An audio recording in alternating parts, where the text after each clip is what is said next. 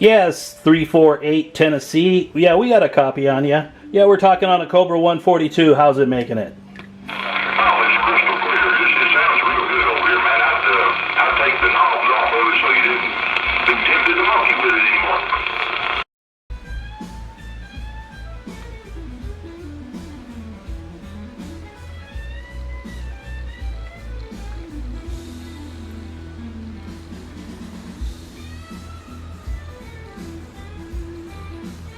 Hey guys, it's Bruce. Right? Over here at Be Cool Radios up in Seattle. I'm gonna make this kind of a quick video. I see the sun's out today. Time to go work in the garden. Yeah, this is a little teaser there. What do you see on the bench coming up next on Be Cool Radios? Yeah, it looks like a tram. What do you know? Yeah, this one's got some issues. I gotta go in there and repair the audio and bad caps. These do suffer from those 10 volt blues. So, as you can see here, still got the clock. Still seems to work. So I'll get some folks out here. You let me know. What do you think? Should a Tram D300 get a frequency counter in place of that clock? Or is it really worth more keeping that clock in there so you know what time it is? I don't know. But, you know, I don't do these radios for myself. I do them for you folks. So, I'm always listening. I'm always checking the comments. So leave me a comment there, right? What should we do with this Tram D300? So today, we got some more fun to work with. Check this out. Today's update is actually not about this radio. It's about the Simba. You remember the last video I made about the Simba? Well, check it out. Man, this turned into a lot of work. Way more than I thought it was going to. Hey, what do we got here? 2 Simbas. What? Okay, so as you can see here, this is my original Simba, the one with 8 knobs. Turns out this one was easier to mod because this window, once I took the clock out, just opened up, and I was able to put that smoke plexiglass in there, you know, so when I turn it off, you know, it's hard to see those counters, right? Yeah, so that's pretty cool. But this one, now check this out. This is the older version of the Simba. Alright guys, looks like my battery died. Not sure how much of that last video happened at the end, but yeah, today we're talking about the Simba, the old 23 channel radio from the 70s. What do you think of these guys? Yeah, I went through, cleaned this guy up, modified it, put a frequency counter in there, changed out the crystals so it gets channel 36 through 40, because sideband radio's got to have that, right? And yeah, we had to do a bit of work in this guy, but it was worth it. Check it out. It's pretty clean radio. Still got that golden sheen. I always like that, right? It's got that big old Uniden crystal in there. So this guy has potential, right? Even though it's a bunch of crystals. Yeah, I don't like crystals, but check this out. We got it all tuned up, aligned. The counter over here kind of helps you out, you see? So you can get everything tuned in, spot on. And check out this clarifier. These clarifiers from the 70s were a variable capacitor, and the rules were different back then. The clarifier is locked on the RX and TX. They're strapped together. So when you see this sliding on RX, it also slides on TX. And really, that's the way it should be. Stupid FCC came in and changed that rule and said all CB radios have to have the clarifier TX locked to the main board. It's just a bad way to go about it. Okay, so let's talk about this. Turns out this radio back here Yeah, I see a bunch of glare in there. But this has got 8 knobs, where the other one has 7. So there's 2 different versions of this. And when I pulled out the clock on this guy, yeah, this window opened up, and the hardware was just there to install. Made it kind of easy. So I was expecting the same thing on this Simba, but no. Oh no. Yeah, this turned into a job, I'm telling you. Because when you pulled out that clock, it had this funky thing in there to separate the dark and brightness of the numbers and the time, and then, yeah. And check out that. These are made of metal, man. The whole face is nothing but thick metal. Just like they used to make everything back in the day, you know? Thick metal. So, as you can see here, I had to take my Dremel and cut out that hole because I needed that frequency counter to be in there. And yeah, that wasn't going to cut it, right?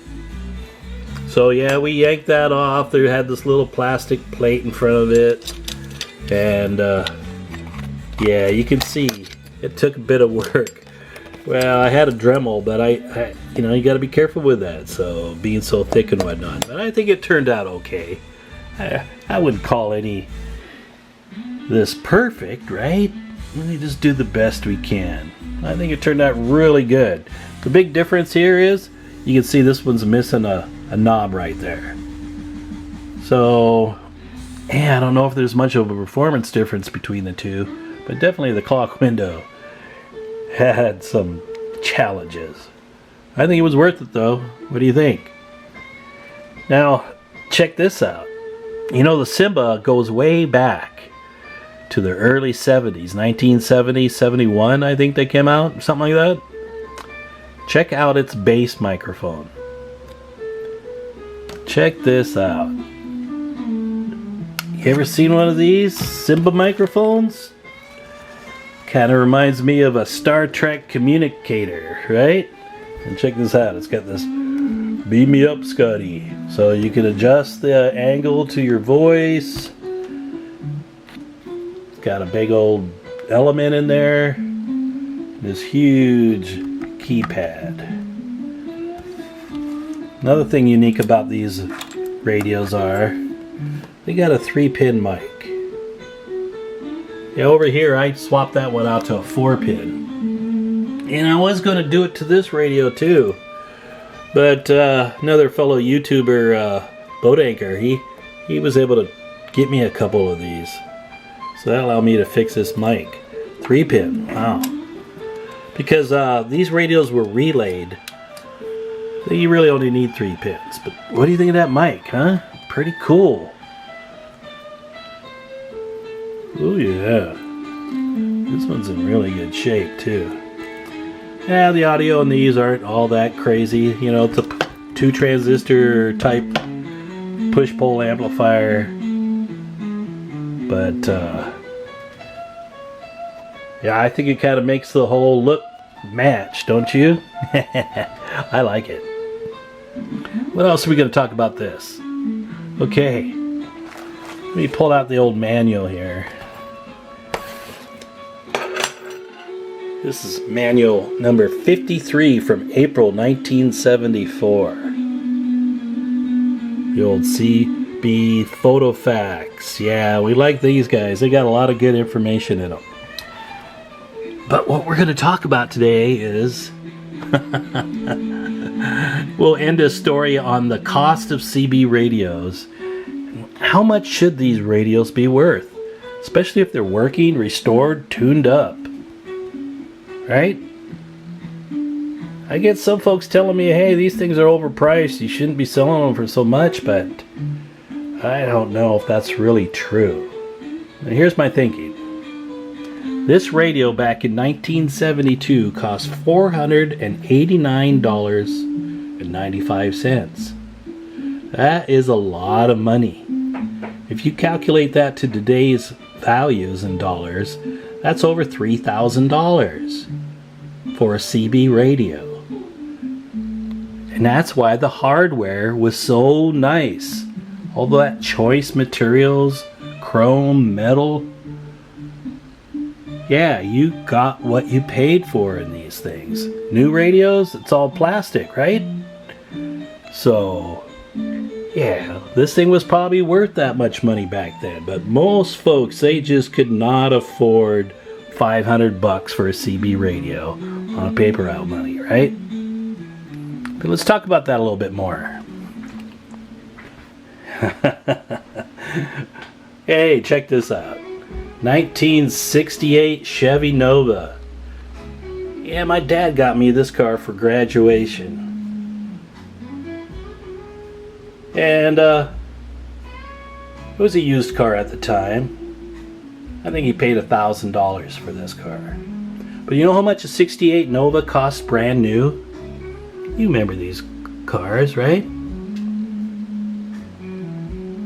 A 68 Nova brand new cost $1,900. $1,900. Okay? And that CB radio cost $500. That's about a quarter of the cost of a whole car. And here's the trick. Let's say you could find this 1968 Chevy Nova in good shape and looking like it almost did when it was new.